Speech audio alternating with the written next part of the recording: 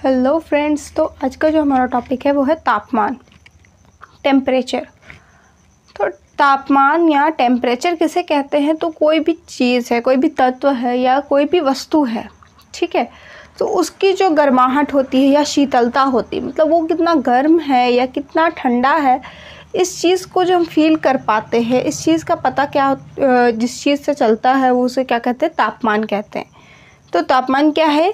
किसी वस्तु या किसी तत्व या वस्तु की गर्माहट या शीतलता की गहनता का परिचायक क्या है? तापमान है, ठीक है।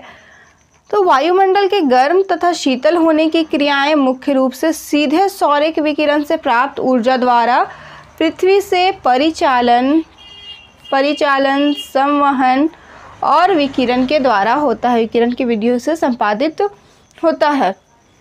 तो वायुमंडल जो होता है वो किस तरह से गर्म हो रहा है या ठंडा, और इसकी जो भी क्रियाएं होती है वो किस तरह से होती है? परिचालन, संवहन और विकिरण की विधियों द्वारा होती है। अधिक तापमान, अब देखिए ऊष्मा का जो है स्थानांतरण कैसे होता है? तो अधिक तापमान वाली वस्तु से कम तापमान वाली वस्तु की तरफ ऊष्मा का स्थानांतरण होता है। मतलब ये हुआ कि अगर हम एक चम्मच लेते हैं, ठीक है, तो चम्मच का अगर एक ओर गर्म है और दूसरा ओर ठंडा है, तो जिधर गर्म है तो जिधर ठंडा है तापमान उधर ही ऊष्मा जो है, ऊष्मा का स्थानांतरण जो है वो उधर ही होगा, ठीक है। तो अधिक तापमान से कम तापमान की ओर ऊष्मा का प्रवाह होता है या ऊष्मा का स्थानांतरण होता है। अधिक तापमान से कम तापमान की ओर ऊष्मा का स्थानांतरण होता है। तापमान का मापक है फ़ारेनहाइट, डिग्री सेल्सियस और डिग्री सेंटीग्रेड, ठीक है। तीन तरह से हम इसे माप सकते हैं तापमान को। डिग्री सेंटीग्रेड भी कहते हैं, डिग्री सेल्सियस भी कहते हैं, ठीक है। तो फ़ारेनहाइट और डिग्री सेल्सियस का जो क्वथनांक है वो 32 डिग्री और 0 डिग्री है।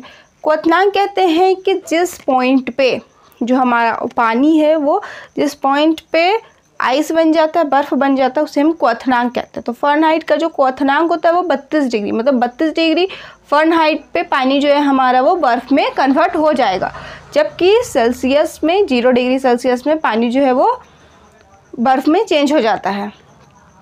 अब है तापमान का वितरण। तो तापमान का वितरण जो है वो दो रूप में होता है, एक कालिक होता है और एक स्थानिक होता है। तो स्थानिक वितरण में दो प्रकार का वितरण होता है, एक क्षैतिज वितरण होता है और दूसरा लंबवत वितरण होता है। तो सबसे पहले तो हम देख लेते हैं कि कालिक वितरण क्या होता है। कालिक वितरण के अंतर्गत मौसमी वितरण का अध्ययन किया जाता है। मौसमी वितरण जो भी होता है, ठीक है, उसका अध्ययन किसके अंतर्गत किया जाता है? तो कालिक वितरण के अंतर्गत मौसमी वितरण का अध्ययन किया जाता है। इसे तापमान का मौसमी क्षैतिज वितरण भी कहते थे। कालिक वितरण को तापमान का मौसमी क्षैतिज वितरण भी कहते हैं।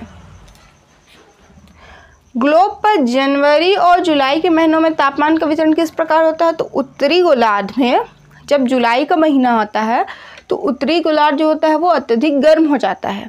जुलाई के महीने में उत्तरी गोलार्ध बहुत ज़्यादा गर्म हो जाता है, जबकि जनवरी के महीने में ठंडा हो जाता है। लेकिन दक्षिणी गोलार्ध जो होता है वो जुलाई के महीने में बहुत ज़्यादा ठंडा होता है और जनवरी के महीने में गर्म होता है, ठीक उल्टा होता है। दोनों गोलार्धों पर सूर्य के ऋतुवत स्थानांतरण के कारण समताप रेखाओं के अक्षांशीय खिसकाव होता है, लेकिन यह खिसकाव महाद्वीपों पर अधिक होता है। जुलाई और जनवरी के महीने में अधिकतम तापमान जो होता है वो स्थलीय भाग में होता है और जनवरी में न्यूनतम तापमान उत्तरी गोलार्ध में जनवरी में जो सबसे कम तापमान होता है तो एशिया में होता है और उत्तरी अमेरिका में होता है। उत्तरी गोलार्ध में जनवरी में समताप रेखाएं गर्म महासागरों पर अचानक ध्रुवों की ओर, लेकिन अपेक्षाकृत ठंडे महाद्वीपों में भूमध्य रेखा की ओर झुक जाती है, ठीक है। तो उत्तरी गोलार्ध में समताप रेखाएं जो है जनवरी के टाइम पे समताप रेखाएं जो है वो गर्म महासागरों में ध्रुवों की ओर झुक जाती है, लेकिन ठंडे महाद्वीपों में भूमध्य रेखा की ओर झुक जाती है। दक्षिणी गोलार्ध में जल की अधिकता होने के कारण समताप रेखाओं में अचानक झुकाव या मोड़ नहीं हो पाता। दक्षिणी गोलार्ध में क्या है? ज़्यादा पानी ही पानी है। उत्तरी गोलार्ध में महाद्वीप आपको ज़्यादा मिलेगा, स्थलीय भाग ज़्यादा है, जबकि दक्षिणी गोलार्ध में जलीय भाग ज़्यादा है, महासागर ज़्यादा है। तो पानी की अधिकता होने के कारण, जल की अधिकता होने के कारण समताप रेखाओं में अचानक से झुकाव या मोड़ नहीं हो पाता है। ताप प्रवणता जाड़े में अधिक होती है जबकि गर्मी में कम होती है। जनवरी की समताप रेखाएं उत्तरी गोलार्ध में तीव्र ताप प्रवणता को इंगित करती है। देखिए यहाँ पे है, यहाँ पे यह डायग्राम है, ठीक है। तो इसमें जुलाई की समताप रेखाओं में तापमान का क्षैतिज वितरण को प्रदर्शित किया गया है। ये है तापमान, ठीक है। ये 0 डिग्री, 5 डिग्री, 10 है, 15, 20, 25, 30, 25, 20, 15, 10, 5, ठीक है। तो ये तापमान है। तो अब देखिए यहाँ पे किस तरह से तापमान बढ़ रहा। तापमान यहाँ से पहले बढ़ रहा, भूमध्य रेखा तक तापमान देखिए बढ़ रहा है, ठीक है। भूमध्य रेखा तक तापमान में अधिकता हुई, तापमान में बढ़ोतरी हुई, लेकिन भूमध्य रेखा के बाद तापमान में फिर से गिरावट आने लगा। जैसे देखिए 0 डिग्री है, 5 डिग्री, फिर 10, 15, 20 तापमान में बढ़ोतरी हुई, लेकिन यहाँ 25, 30 तक 30 डिग्री सेल्सियस तक तापमान में वृद्धि हुई, लेकिन भूमध्य रेखा के बाद फिर से तापमान में गिरावट आने लगा। 25, 20, 15, 10, 5, ठीक है। इस तरह से ध्रुवों की ओर तापमान घटता है। तो भूमध्य रेखा से ध्रुवों की ओर तापमान घटता है, जबकि ध्रुवों से भूमध्य रेखा की ओर तापमान बढ़ता है। उसके बाद दूसरा है जनवरी का, ठीक है। ये जनवरी का दिया हुआ है। तो जनवरी में भी कुछ इसी तरह से होता है। जनवरी में दक्षिणी गोलार्ध से तापमान बढ़ रहा है, 5 डिग्री है, 5 डिग्री सेल्सियस, 10, 15, 20, 25, फिर 25 के आगे फिर तापमान नहीं बढ़ रहा। 25 डिग्री सेल्सियस के आगे तापमान नहीं बढ़ रहा भूमध्य रेखा पर। फिर भूमध्य रेखा से तापमान जो है ये घटना स्टार्ट हो जाता है, कम होना स्टार्ट हो जाता है। फिर 20 degree, 15 degree, 10 degree, 5 degree, 0 degree, उसके बाद तापमान जो है ध्रुवों में माइनस में पहुंच जाता है। ये जनवरी का है, ठीक है। अब है तापमान का क्षैतिज वितरण। तापमान का क्षैतिज वितरण, तो सामान्य रूप से तापमान भूमध्य रेखा से ध्रुवों की ओर कम हो जाता है। सामान्य रूप में तापमान क्या होता है, भूमध्य रेखा से ध्रुवों की ओर कम हो जाता है। अधिक तापमान निम्न अक्षांशों में होता है, अधिक तापमान और उच्च अक्षांशों में तापमान जो होता है वो सबसे कम होता है। तापमान घटने की दर को ताप प्रवणता कहते हैं। तापमान घटने की जो दर होती है, जिस दर से तापमान घटता है, उसे हम ताप प्रवणता कहते हैं। कर्क और मकर रेखाओं के मध्य लगभग 45 डिग्री मोटी मेखला के अंतर्गत तापमान की गिरावट अत्यंत मंद हो जाती है। बहुत ही स्लो तापमान गिरने लगता है कर्क और मकर रेखा के बीच। उसके बाद तापमान के क्षैतिज वितरण का प्रदर्शन और उसका अध्ययन जो है वो समताप रेखाओं के द्वारा किया जाता है। तापमान का जो क्षैतिज वितरण होता है तो इसका प्रदर्शन और अध्ययन जो है वो समताप रेखाओं के द्वारा किया जाता है। तो समताप रेखाएं क्या होती है, समान तापमान वाले सागर तल पर समान तापमान वाले स्थानों को मिलाने वाली जो रेखा होती, काल्पनिक रेखा होती है, उसे समताप रेखा कहते हैं। यानी कि जो भी से एक ही टेम्परेचर जहाँ पे होगा, तापमान जो होगा, उस रेखा को उस तापमान को जो भी रेखा मिलाएगी, उस रेखा को हम क्या कहते हैं, समताप रेखा कहते हैं। जैसे सपोज यहाँ पे 5 डिग्री है, ठीक है, यहाँ पे 5 डिग्री तापमान है और यहाँ पे 5 डिग्री तापमान है और यहाँ पे 5 डिग्री तापमान है, ठीक है। तो अब हम इसे एक रेखा के द्वारा मिला देंगे यहाँ से, कुछ इस तरह से। तो ये क्या हो गया, ये समताप रेखा हो गई, जबकि ये रेखा जो होती है वो काल्पनिक होती है। अब देखिए तापमान का प्रदेश के वितरण। तापमान का प्रदेश के वितरण वास्तव में जो है वो क्षैतिज वितरण ही होता है। ग्लोब को तापमान की दृष्टि से कुछ ऐसे प्रदेशों या मंडलों में बांटा गया है जिनमें तापमान का वितरण और उनकी विशेषताएं जो होती है वो लगभग समान होती है। जैसे कि जिन स्थानों में तापमान की विशेषताएं समान मिलती है उनको एक जोन में रखा गया है, एक कटिबंध में रखा गया है, ठीक है। तो ग्लोब को प्रमुख 3 कटिबंधों में विभक्त किया गया है, उष्ण कटिबंध, शीतोष्ण कटिबंध और शीत कटिबंध, टॉरिड जोन, टेम्परेट जोन और फ्रिजिड जोन। उष्ण कटिबंध सबसे पहला आता है उष्ण कटिबंध। तो उष्ण कटिबंध का विस्तार जो है वो भूमध्य रेखा से दोनों तरफ, दोनों गोलार्धों में 23.5 डिग्री में फैला हुआ है, 23.5 डिग्री अक्षांशों में फैला हुआ है, कर्क रेखा और मकर रेखा तक, ठीक है। उसके बाद और इसमें क्या होता है कि वर्ष भर सूर्य की जो किरणें होती है वो लंबवत पड़ती हैं और इस वजह से क्या होता है कि भूमध्य रेखा में ग्रीष्म ऋतु रहता है और शीत ऋतु नहीं होता है, लेकिन कर्क रेखा और मकर रेखा में ग्रीष्म ऋतु भी होती है और शीत ऋतु भी होती है। उसके बाद आता है शीतोष्ण कटिबंध।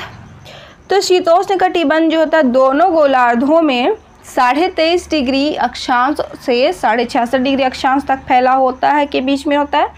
दोनों गोलार्धों में 23.5 डिग्री अक्षांश से 66.5 डिग्री अक्षांश के बीच में होता है। लेकिन और इसमें जो होते हैं दिन और रात की अवधि जो होती है वो बराबर होती है, लेकिन 24 घंटे से कम होती है। और इसमें क्या होता है, सूर्य की उत्तरायण और दक्षिणायन स्थितियों के कारण जो होता है वो ऋतुओं में बहुत ज़्यादा अंतर पाया जाता है। जैसे ग्रीष्म ऋतु और शीत ऋतु के तापमान में बहुत ज़्यादा अंतर पाया जाता है। अब आता है हमारा शीत कटिबंध। तो शीत कटिबंध जो होता है वो 66.5 डिग्री अक्षांश से ध्रुवीय केंद्रों तक होता है। और इसमें क्या होता है कि वर्ष भर सूर्य की किरणें जो होती है वो तिरछी पड़ती है। सूर्य की किरणें तिरछी पड़ने के कारण यहाँ का तापमान जो होता है वो बहुत ही कम होता है।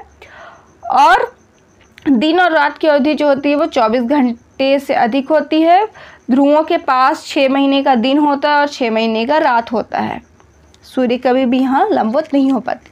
इसके अलावा तापमान का सामान्य प्रादेशिक वितरण भी होता है। तो ग्लोब को 7 विभिन्न तापमान के कटिबंधों में विभाजित किया गया है। इसके अलावा, ठीक है, ये 3 तो अलग हो गया, इन तीनों के अलावा और 7 भागों में इसको 7 कटिबंधों में विभक्त किया गया है, विभाजित किया गया है।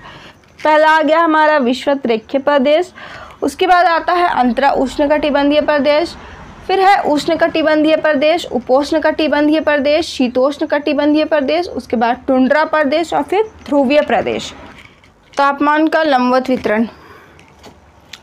वायुमंडल में धरातल से वायुमंडल में जैसे जैसे जाएंगे तो तापमान में गिरावट आती है, ठीक है। जैसे जैसे हम ऊपर जाते हैं तापमान में गिरावट आती है।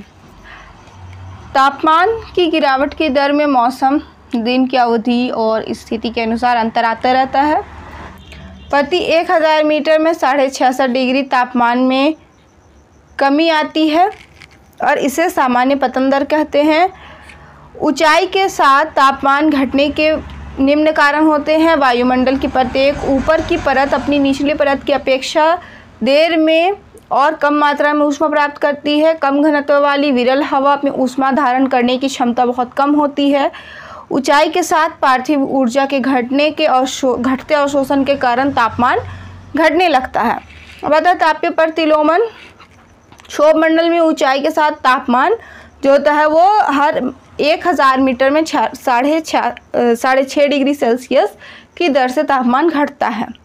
सामान्य तापमान के विपरीत कभी कभी कालिक और स्थानीय रूप से ऊंचाई के साथ तापमान बढ़ता है। इसे ऋणात्मक ताप पतन दर कहते हैं। कभी क्या होता है कि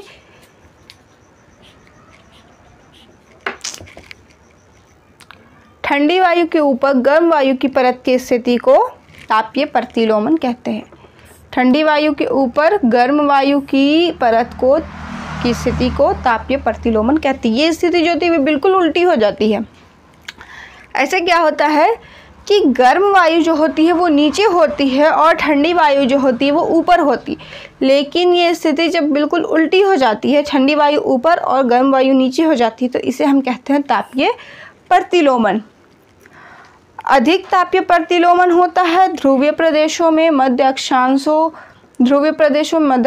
के हिम आच्छादित भागों में और घाटियों में। तापीय प्रतिलोमन के प्रकार। तापीय प्रतिलोमन के निम्न प्रकार होते हैं। अप्रवाही प्रतिलोमन या धरातलीय विकिरण प्रतिलोमन, धरातलीय प्रतिलोमन, उच्च वायुमंडलीय प्रतिलोमन, प्रवाही प्रतिलोमन, चक्रवाती प्रतिलोमन, घाटी प्रतिलोमन जिसको लंबवत प्रतिलोमन भी कहते हैं। उसके बाद आता है धरातलीय प्रतिलोमन, उसके बाद आता है धरातलीय प्रतिलोमन जिसको क्षैतिज प्रतिलोमन भी कहते हैं। और फिर आता है यांत्रिक प्रतिलोमन, अवतलन प्रतिलोमन और विक्षोभ एवं संवहनीय प्रतिलोमन। तो जो धरातलीय प्रतिलोमन होता है इसे विकिरण प्रतिलोमन भी कहते हैं, ठीक है।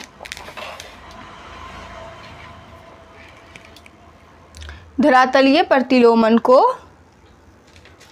विकिरण प्रतिलोमन भी कहते हैं। इस तरह का प्रतिलोमन जो है वो मुख्य रूप से मध्य और उच्च अक्षांशों के हिमच्छादित भागों में जाड़े की लंबी रात्रि के समय होता है। तो ये जो हमारा चैप्टर है ये हो गया है कंप्लीट, तापमान। इसको मैंने बहुत ज़्यादा डिटेल में मैं नहीं पढ़ाई हूँ, नेक्स्ट वीडियो में मैं डिटेल पढ़ा दूँगी अगले वीडियो में, ठीक है। ये बिल्कुल शॉर्ट नोट्स था, शॉर्ट में समझने के लिए, फास्ट रिवीजन के लिए ये वीडियो थी। आई होप आप लोगों को समझ में आ जाएगा, तुरंत रिकवर होगा, इसलिए मैंने ये वीडियो बनाया। बहुत ज़्यादा डिटेल मैंने इसमें नहीं किया है, तापीय प्रतिलोमन के बारे में बता दिया है, लेकिन उसके अंदर डिटेल नहीं बताया है कि धरातलीय प्रतिलोमन क्या होता है या उच्च वायुमंडलीय प्रतिलोमन क्या होता है। बस प्रतिलोमन के प्रकार को मैंने बता दिया है, ठीक है। तो नेक्स्ट वीडियो में मैं आप लोगों को ये सब कुछ बता दूँगी। आई होप आप लोगों को ये जो टॉपिक है तापमान ये क्लियर हो गया होगा। कुछ छोटा छोटा पॉइंट जो था वो मैंने बताया है, और ये फास्ट रिवीजन के लिए था, ये वीडियो फास्ट रिवीजन के लिए थी। तो आई होप आप लोगों को समझ में आया होगा। अगर कोई डाउट है तो कमेंट सेक्शन में कमेंट करिए। तब तक के लिए टेक केयर।